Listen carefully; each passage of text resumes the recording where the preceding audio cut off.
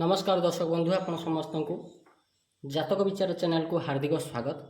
आज भिडियो रे आमे जानिबा कि लग्न और लग्नेश किए। लग्न और लग्नेश द्वारा आपण किपरि जानिबे कि आपण कोटिपति हेबे कि भिकारी हेबे कि एवरेज हेबे। देखंतु जन्म कुंडली रे लग्न लग्नेश विषय रे बहुत कम लोक जानती। अनेक ज्योतिष पाखकू आपण माने दौड़ती से माने कुंडली देखिक आपणकर प्रश्नर उत्तर दियंती किंबा समस्यार समाधान करती। साधारण लोक निज कुंडली देखा जान न थाए एणु से माने छोट छोट समस्या हेले दौड़ती ज्योतिष पाखकू आ बहुत अधिक टंका खर्च करती। बारंबार तांको पैसा खर्च करने को पड़े। किंतु जदि गोटे छोट जिनिस जानिजिवे ज्योतिष शास्त्र विषय रे छोट उपाय द्वारा आपण निज जीवन अधारू अधिकांश समस्या को समाधान कर दे पारिबे। तेबे कौन से उपाय? से उपाय होची लग्न लग्नेश। लग्न ये हूँ लग्न लग्न अर्थात निजर शरीर। लोक निज राशि विषय जानी था, निज नक्षत्र विषय जानी था, किंतु लग्न विषय जानी न था। जमती आमर 12टी राशि अच्छी सेमती आमर 12टी लग्न अच्छी। राशि अर्थात आपणकर भाग्य, आपणकर आत्मा। लग्न अर्थात आपणकर शरीर। आ लग्नेश जहाँ को लॉर्ड ऑफ फास्ट हाउस कहती से आपणकर निजस्व मित्र। प्रत्येक लोक जन्म हवा क्षणी जड़े मित्र को जड़े ग्रह को मित्र रूप में निज सांगे धरिकी आसए। यही मित्र ता जीवन में प्रत्येक मोड़े साहाय्य सहयोग करती। से मित्र ग्रह अदृश्य शक्ति को ही लग्न कहुए। स्क्रीन उपर देखंतु एटा हूँ प्रथम घर। ये जो घर देखुं ये हूँ प्रथम घर। जेकोसी कुंडली या प्रथम घर धरा जाए। 1 2 3 4 5 6 7 8 9 10 11 12 एंटी क्लॉकवाइज बुले नंबर। यही जो घर ये हूँ लग्न घर। लग्न घरे क्यों ग्रह बसी सेटा इंपोर्टाट नुह। लग्न घर स्वामी ग्रह किए सेटा हूँ इंपोर्टाट। जीए यही घर मालिक ताकू कहती लग्नेश व लग्नाधिपति अर्थात से हेले लग्न घर अधिपति। कुंडली रे देखा पड़ो जे लग्न घर मालिक लग्नेश यार जो यही घर जो मालिक ताकू कहती लग्नेश। लग्नेश कुंडली को घरे बसी मु एबे गोटे गोटे करी कहूची जे लग्नेश क्यों घरे बसिले कौन फल दियंती से अनुसार तार उपाय आपण करें। मु आपन को गोटे कथा कहली कि यहाँ हूँ लग्न घर आउ ये हूँ फास्ट घर, ये है सेकेंड घर, ये है थर्ड घर, ये है 4 घर, ये है 5 घर, ये हूँ 6 घर, ये हूँ 7 घर, ये हूँ 8 घर, ये हूँ 9 घर, ये हूँ 10 घर, ये हूँ 11 घर और ये हूँ 12 घर। लग्नेश को घरे बसिले कौन कौन फल दिए मुझे बर्तमान आपन को कहूची। देखंतु लग्नेश जेबे लग्न घरे अर्थात स्वगृह बसे सेतेबेले मनुष्य पूर्ण सुखी हुए, समस्तंकर प्रिय पात्र हुए, निज भाग्य बल रे मित्र प्राप्ति करे, उत्तम पत्नी प्राप्ति करे आउ कर्म क्षेत्र में दिग्विजय हासिल करे। यह हूँ द्वितीय घर। लग्नेश जेबे द्वितीय घरे बसिबो आपण देखिए से भाया मनीषर बाणी अत्यंत प्रभावशाली हुए। खूब अधिक धर्म कार्य करी धन आउ ऐश्वर्य एभली व्यक्ति अर्जन करे। तृतीय घर हूँ लग्नेश जेबे तृतीय घरे बसे विद्यार अवन्नति देखा दिए। विलास व्यसन प्रति व्यक्ति आकर्षित हुए, निशा द्रव्य सेवनकारी हुए, जावतीय कूटकपट नीति कार्य करी समय अतिबाहित करे। आपण देखिए जो लोक फालतू रे बसिक गाँ दांडे तामसा करूथांती या ता विषय रे गप करूथांती सेमानकर यही घरटा बहुत खराब थाए। और जदि लग्नेश यही घरे बसी थाए किंबा यही घरटा तार खराब थाए ताले एभलिया व्यक्ति गाँ दांडे बसिकी या ता विषय रे बोलीबाणी करती। नेक्स्ट हूँ चतुर्थ। ये हूँ चतुर्थ घर। यहाँ हूँ परिवार घर, सुखर घर, पारिवारिक सुखर घर। लग्नेश जेबे चतुर्थ घरे बसे पूर्ण पारिवारिक सुख प्राप्ति हुए।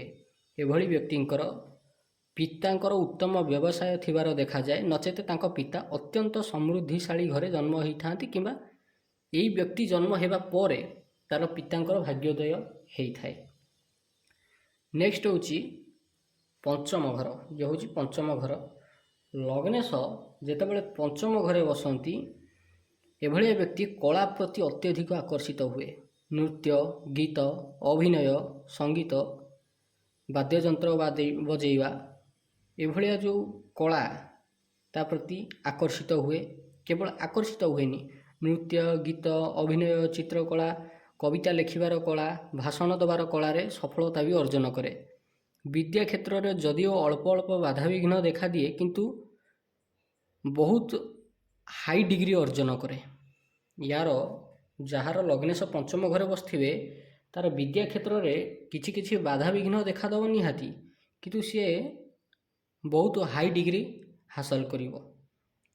ନେକ୍ସଟ ହେଉଛି ଷଷ୍ଠ ଘର। ଏଇଟା ଆପଣ ଦେଖିପାରୁଥିବେ, ଇଏ ହେଉଛି ଷଷ୍ଠ ଘର। ଲଗ୍ନେଶ ଯେବେ ଷଷ୍ଠ ଘରେ ବସେ ବ୍ୟକ୍ତିର ମନରେ ନିଶ୍ଚୟ ଆତ୍ମହତ୍ୟା କରିବାର ଚିନ୍ତାଧାରା ଉତ୍ପନ୍ନ ହୁଏ। କଳାଧନ୍ଦା, କୂଟକପଟ ନୀତି କରି ଧନ ଅର୍ଜନ କରିବାକୁ ଚେଷ୍ଟା କରେ। ଅନେକ ସ୍ଥାନରେ ଋଣ କରି ନିଜ ପରିବାର ମୁହଁରେ ଚୂନ କାଳି ବୋଳେ। କେବଳ ସେତିକି ନୁହେଁ, ପେଟ ରୋଗରେ ବି ପୀଡ଼ିତ ହୁଏ। ଇଏ ହେଉଛି ସପ୍ତମ ଘର, ଜୀବନ ସାଥୀର ଘର, ବେପାରର ଘର। ଲଗ୍ନେଶ ଯେବେ ସପ୍ତମ ଘରେ ରହେ କିମ୍ବା ବସେ ଉତ୍ତମ ପତ୍ନୀ ପ୍ରାପ୍ତି ହୁଏ କିମ୍ବା ଉତ୍ତମ ସ୍ୱାମୀ ପ୍ରାପ୍ତି ହୁଏ। ଓଭରଅଲ୍ କହିବାକୁ ଗଲେ ଉତ୍ତମ ଜୀବନସାଥୀ ପ୍ରାପ୍ତି ହୁଏ, ଯିଏକି ଅତ୍ୟନ୍ତ ଭଲ ପାଉଥିବ। ଜୀବନସାଥୀର ପରିବାର ଉତ୍ତମ ଧନଜନରେ ପରିପୂର୍ଣ୍ଣ ହୋଇଥିବେ, କିନ୍ତୁ ବ୍ୟବସାୟ କ୍ଷେତ୍ରରେ ମାନ୍ଦା ଫଳପ୍ରାପ୍ତି ହୁଏ। ଅନେକ ଲୋକଙ୍କର ବିବାହ ପରେ ଭାଗ୍ୟୋଦୟ ହୁଏ, କିନ୍ତୁ ଏମାନଙ୍କର ବିବାହ ପରେ ଭାଗ୍ୟ ଅସ୍ତ ହେବାକୁ ଆରମ୍ଭ କରେ। ଇଏ ହେଉଛି ଅଷ୍ଟମ ଘର। ଅଷ୍ଟମ ଘର ଆପଣ ଜାଣିଥିବେ, କେହି କେହି ୟାକୁ ମାରକ ଘର କହନ୍ତି, କେହି କେହି ୟାକୁ ମୃତ୍ୟୁତୁଲ୍ୟ କଷ୍ଟର ଘର ବି କହନ୍ତି, କେହି କେହି ମୃତ୍ୟୁର ଘର ମଧ୍ୟ କହନ୍ତି।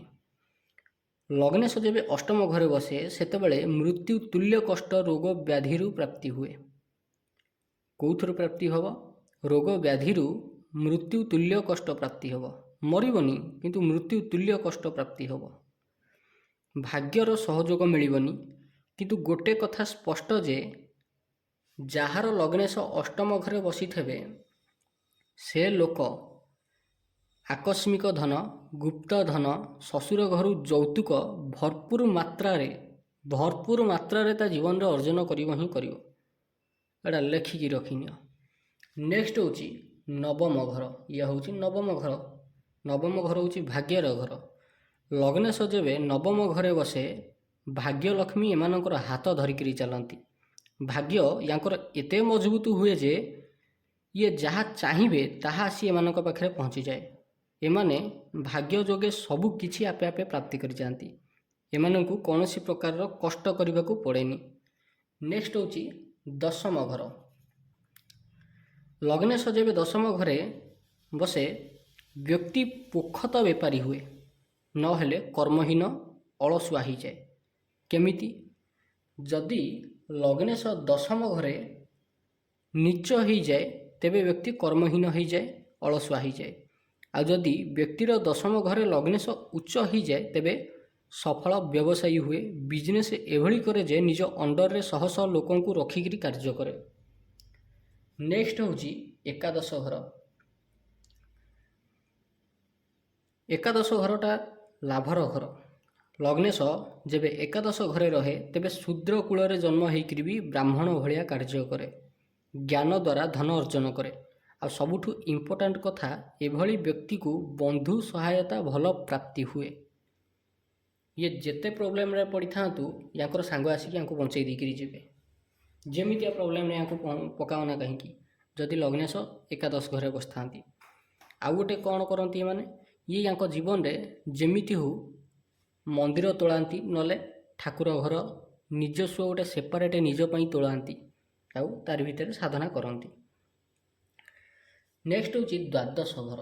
ଏହା ହେଉଛି ଦ୍ୱାଦଶ ଘର, ଖର୍ଚ୍ଚର ଘର। ଲଗ୍ନେଶ ଯେବେ ଦ୍ୱାଦଶ ଘରେ ବସେ ଭାଗ୍ୟକୁ କମଜୋର କରିଦିଏ, ଶରୀରକୁ କମଜୋର କରିଦିଏ, ଶାରୀରିକ ସୁଖକୁ କମ୍ କରିଦିଏ। ଅଯଥାରେ ମଣିଷ ଏଣେ ତେଣେ ବୁଲେ, ନିଶାସକ୍ତ ହୋଇଯାଏ, ପିତାମାତା ସହ ଶତ୍ରୁତା କରେ, ସେୟାର ମାର୍କେଟ ପ୍ରତି ଆକର୍ଷିତ ହୁଏ, ଧନ ସମ୍ମାନ ହରେଇକିରି ଭିକ ଥାଳି ଧରିକିରି ବୁଲେ, ଆଉ ଶେଷରେ ଅଧା ବୟସରେ ସଫା। ଅନେକ ଲୋକଙ୍କର ଅଭିଶାପ ଭୋଗ କରେ ଏ ଲୋକ। କାହିଁକି? ୟାର କର୍ମ ବି ସେଇଭଳିଆ ହେଇଯାଏ। ଯଦି କାହାର ଲଗ୍ନେଶ ଦ୍ୱାଦଶ ଘରେ ବସିଛି ତେବେ ଏଭଳି ଲୋକ ବହୁତ ସାବଧାନତା ଅବଲମ୍ବନ କରିବା ଉଚିତ। ନିଜ ଜୀବନରେ ସାତ୍ଵିକତାକୁ ସବୁଠୁ ଆଗରେ ରଖିବା ଉଚିତ ଆଉ ସାତ୍ଵିକ ଜୀବନଶୈଳୀକୁ ଆପଣେଇବା ଉଚିତ।